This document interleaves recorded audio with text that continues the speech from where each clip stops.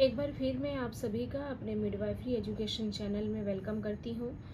तो आज हम लोग डिस्कस करने वाले हैं केस स्टडी फॉर्मेट।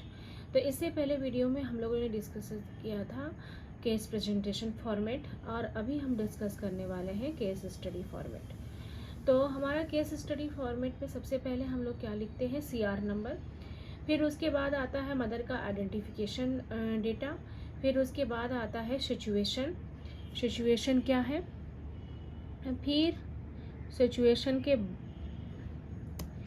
सिचुएशन आता है, फिर उसके बाद हमारा आता है क्विक चेक। क्विक चेक के बाद हमारा क्विक चेक में हम लोग जैसा कि पहले जानते हैं कि इसमें हम डेंजर साइन, वाइटल साइंस और बर्थ इमिनेंट है कि नहीं ये चेक करते हैं। फिर इसके बाद हमारा आता है general condition of the women, फिर history, example presented in labour, तो किस कंप्लेंट से और किस वजह से वो आई है हमारे OPD में या MLCO में या ट्रायज में, वो लिखते हैं। बैकग्राउंड, बैकग्राउंड में हम अब लिखते हैं क्या, ग्रेविडा कितना है, पैरा क्या है, और उसका लाइव बर्थ कितना है, और अबॉर्शन कितना हुआ है। फिर उसके बाद हम लिखते हैं उसका जेस्टेशनल एज कितना है, जेस्टेशनल एज इन वीक। फिर उसके बाद हिस्ट्री कलेक्शन करते हैं, और उसमें हिस्ट्री कलेक्शन में हम लोग आस्क करते हैं, चेक करते हैं और रिकॉर्ड करते हैं। फिर उसके बाद उसमें हम पूछते हैं पास्ट और present history of any complication, फिर previous pregnancy, emotional history, personal information, menstrual and contraception history और प्रेजेंट प्रेगनेंसी। फिर उसके बाद हम लोग जाते हैं किस पे, daily habits and life style. फिर हमारा है ऑब्स्टेट्री हिस्ट्री, फिर हमारा मेडिकल हिस्ट्री, सर्जिकल हिस्ट्री और फैमिली हिस्ट्री।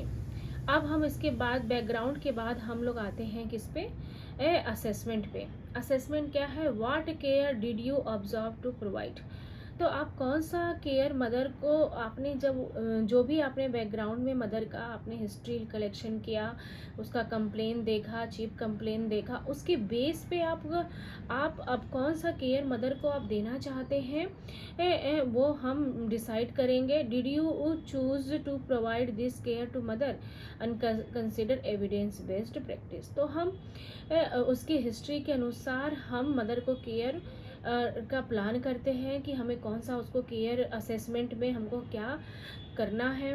तो जैसे कि हम लोग करते हैं हेड टू टो एग्जामिनेशन है, फिजिकल एग्जामिनेशन है, लैब इन्वेस्टिगेशन है, तो ये सब हम असेसमेंट में करते हैं। जैसे कि फिजिकल एग्जामिनेशन हो गया, फिर उसके बाद फिजिकल एग्जामिनेशन है। फिजिकल एग्जामिनेशन में हमारा anthropometric examination, height, weight, vitals और हेड टू टो एग्जामिनेशन करेंगे। हेड टू टो एग्जामिनेशन करने के बाद हम हेड टू टो एग्जामिनेशन जैसा कि हम लोग केस प्रेजेंटेशन में देखा था, सेम वे इसमें भी करेंगे। फिर सिस्टमेटिक एग्जामिनेशन है, respiratory system, nervous system, digestive system, reproductive system, excretory systems, cardiovascular system, haematological system, gastrointestinal system, endocrine system, skeleton system और इंटीग्यूमेट्री सिस्टम। तो ये सारे के सारे सिस्टम्स के बारे में लिखते हैं। फिर हमारा उसके बाद आता है डायग्नोस्टिक इवैल्यूएशन। डायग्नोस्टिक इवैल्यूएशन में हम ये देखते हैं कि मदर का कौन सा डायग्नोसिस रिसेंट का है, कौन सा बहुत पहले का है, तो उसको रिपीट करवाते हैं जो उसके लिए ज़रूरी है। जैसे उसका HB हो गया, रिसेंट यदि कोई अबनॉर्मलिटी है तो रिसेंट स्कैन हो गया, तो ये सब हम डायग्नोस्टिक इवैल्यूएशन करवाते हैं। डिजीज़ नॉर्मल कंडीशन, तो या तो केस स्टडी हम जो कर रहे हैं उसको कोई डिजीज़ कंडीशन है या नॉर्मल है, मीन्स लो रिस्क मदर है, तो ये हम इसमें मेंशन करते हैं। फिर अब हम जैसे हम लोग केस प्रेजेंटेशन में हम लोगों ने एक पेशेंट पिक्चर और मदर पिक्चर और बुक पिक्चर मेंशन किया था, तो हम केस स्टडी में मेंशन नहीं करते हैं, बुक पिक्चर लिखने की ज़रूरत नहीं होती है, क्योंकि हम सिर्फ प्रेजेंटेशन में ही कंपेयर करते हैं, और केस स्टडी में हमें कंपेयर करने की ज़रूरत नहीं होती है, हमें बस डिजीज़ और नॉर्मल कंडीशन के बारे में शॉर्ट में लिखना होता है।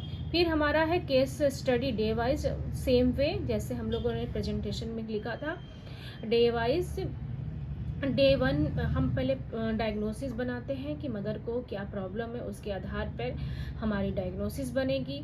फिर डायग्नोसिस के आधार पर हमारा प्लान बनेगा कि हमें कैसे प्लान करना है मदर के केयर के लिए, और प्लान के बाद हमारा बनेगा इम्प्लीमेंटेशन, मतलब हम कैसे उसको प्लान को एग्जीक्यूट कर रहे हैं, मतलब इम्प्लीमेंट कर रहे हैं। तो अब उसी को हमको डे वाइज करना है। डे वन में हम क्या डायग्नोसिस किए, प्लान की इम्प्लीमेंटेशन किए, डे टू में क्या प्लान किए, इम्प्लीमेंटेशन किया, और डे थ्री में। फिर उसके बाद हमारा आता है what effect did the have on the women's and her experience. अब इसमें हमारा है कि जो आपने मदर को केयर दिया, 3 दिन आपने केयर दिया ना, केस स्टडी कर रहे हैं मदर का, तो उस केयर से मदर को क्या एक्सपीरियंस फील हुआ है, उसके बारे में हम इसमें डिटेल्स में पैराग्राफ में ब्रीफ में थोड़ा लिखते हैं। फिर उसके बाद है व्हाट वाज द आउटकम। आपने जब केस स्टडी लिया मदर का तो उससे क्या आउटकम आया मदर का, वो लिखते हैं। फिर उसके बाद हमारा आ गया है is there anything would you do differently, क्या कुछ डिफरेंट है आपको लगा कि आपको करना चाहिए, तो ये आप मेंशन करेंगे। और फिर उसके बाद बिब्लियोग्राफी। बिब्लियोग्राफी इसमें कि आपने जो केस में जो कंडीशन लिखा है वो कहाँ से लिखा है, कम से कम 2-3 जगह का रेफरेंस होना चाहिए। और फिर उसके बाद ओवरऑल फीडबैक ऑफ असेसर, और आपका असेसर जो होगा इसमें फिर फीडबैक देगा। तो ये हमारा है मिडवाइफरी का केस स्टडी, जो हम लोग अपने क्लिनिकल एरिया में अपने एनपीएम्स को बताते हैं करने के लिए, और इनका ये रिक्वायरमेंट है। तो ऐसे ही वीडियो, इन्फॉर्मेटिव वीडियो के लिए हमारे चैनल पे बने रहें। धन्यवाद।